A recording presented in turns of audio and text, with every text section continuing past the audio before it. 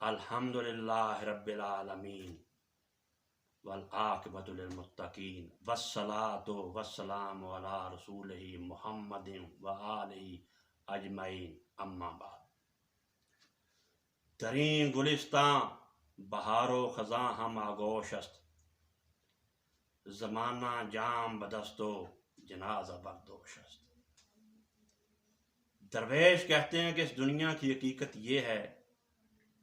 اس دنیا کی بناوٹ یہ ہے کہ اس میں خوشی کے ساتھ غم بھی چل رہا ہے۔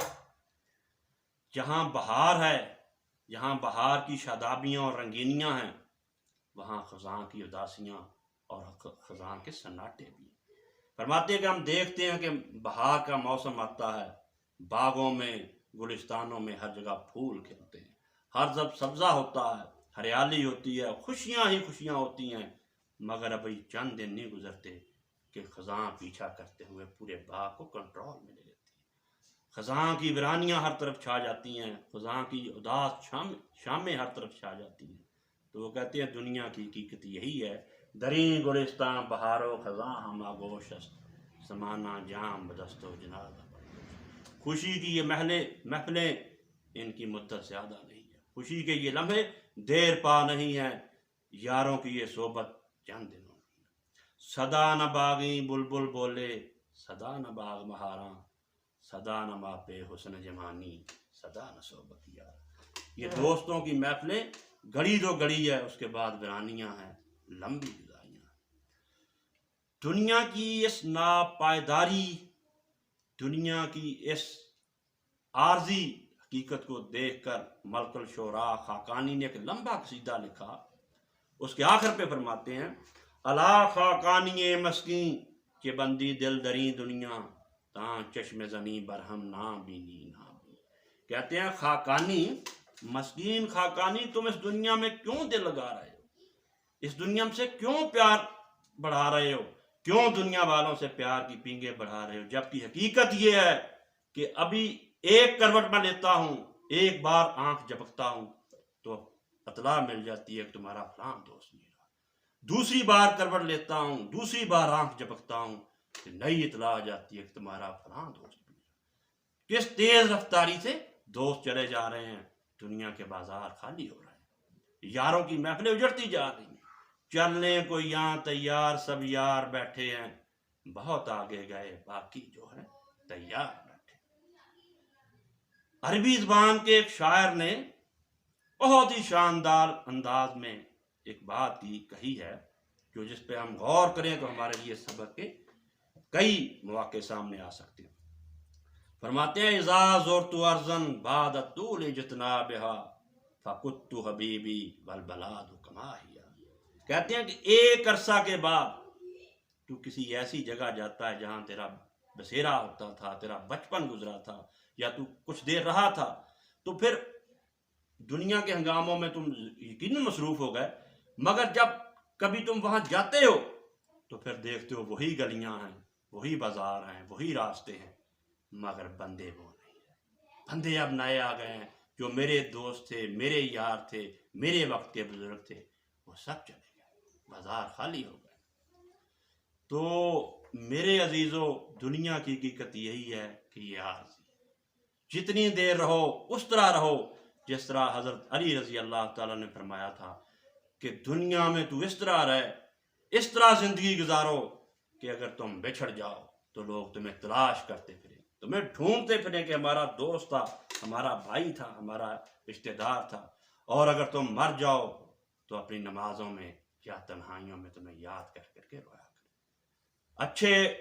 گزرے ہوئے لمحے ان کو رلا دیں، یہ زندگی گزارو۔ امیر المومنین نے ایک کلیہ بیان کیا۔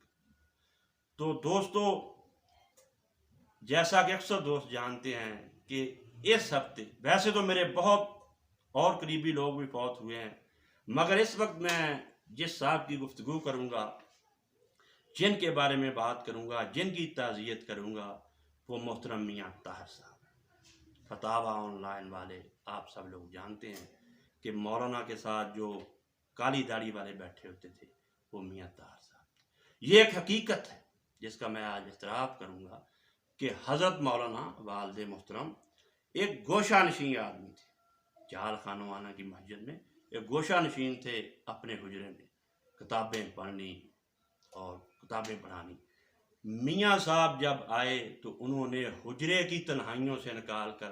شہرت کی بلندیوں تک پہنچایا۔ یہ ایک حقیقت ہے جس کا میں کھلے دل سے اعتراف کروں۔ مولانا کو شاید پچھلی گلی میں بھی لوگ نہ جانتے ہوں، لیکن میاں طاہر صاحب نے ایسی پبلسٹی کی، ان کا کریٹو مائنڈ تھا، اس طرح انہوں نے مولانا کو نکالا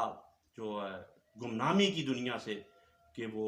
مشرق و مغرب میں مولانا کا چرچا ہوا، ناسبیت کو شکست ہوئی اور اہل بیت کی محبت کا ڈنکا بجنے لگا۔ اور اہل بیت کی محبت کا جو ڈنکا بجانے میں، جو ناسبیت کی جڑ کاٹنے میں میاں صاحب نے حضرت مولانا کا ساتھ دیا،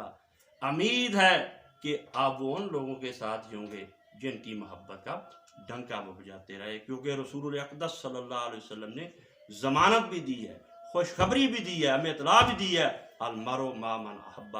جو جس سے کے ساتھ محبت کرتا ہے قیامت کے دن اس کا حشر بھی اسی کے ساتھ۔ یہ لوگ کیونکہ حضرت علی کا دفاع کرتے رہے، حضرت امام حسین علیہ السلام کا دفاع کرتے رہے، یعنی مولانا اور میاں طاہر صاحب، جب کسی نے رسالہ لکھا، جب کسی نے سی ڈی بنائی، تو ان لوگوں نے فوراً جواب دیا۔ اللہ تعالیٰ میاں صاحب کو اجر دے اور اہل بیت کے ساتھ ان کا حشر کرے، ان کو جمع کرے۔ اب یہاں چلتے چلتے میں بات کروں گا کہ میاں صاحب میرے گھر تشریف لائے ایک بار اپنی فیملی کے ساتھ،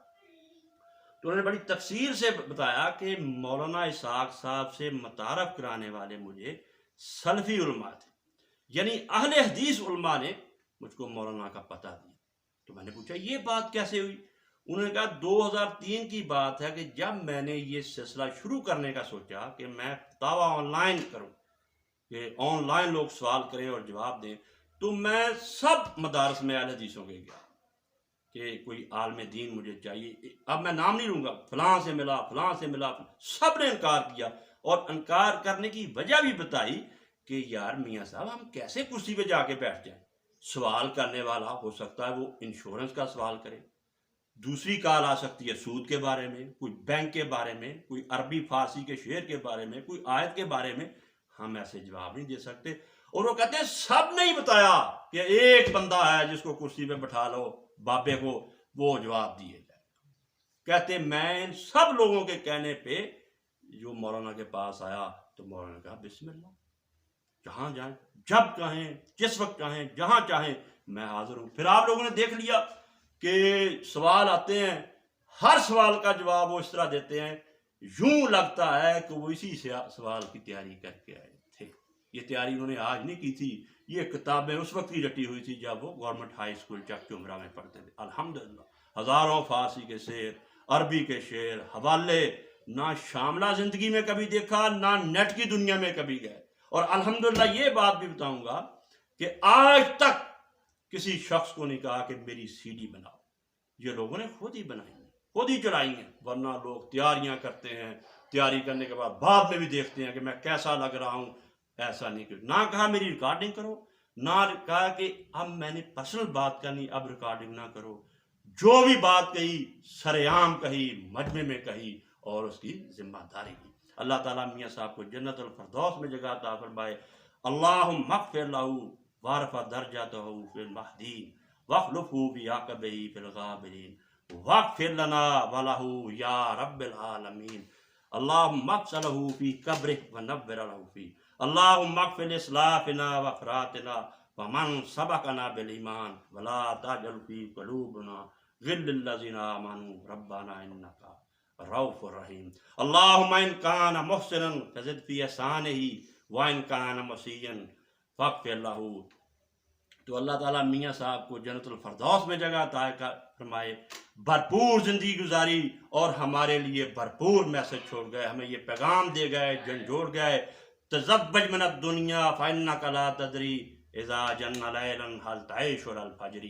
کہ دنیا میں کام کر، دھندے کر، مگر جو آخرت کا لمبا سفر ہے جو تم نے تنہا کرنا آتا ہے اس کے لیے زیادہ راہ تیار کرتا ہے، گٹھڑی باندھ کے رکھ، کوئی پتہ نہیں اب رات ہوئی ہے، صبح اس کی ہونی ہے، اس کی سویر تو نے دیکھنی ہے یا نہیں، اور شاید موت کا نکارہ بج جائے، قبل اس سے کہ اعلان ہو جائے کہ آج فلاں نہیں رہا، اپنے آزاد راہ تیار کر لو، کیونکہ سفر بہت لمبا ہے۔ اللہ ہمارا حامی و ناصر۔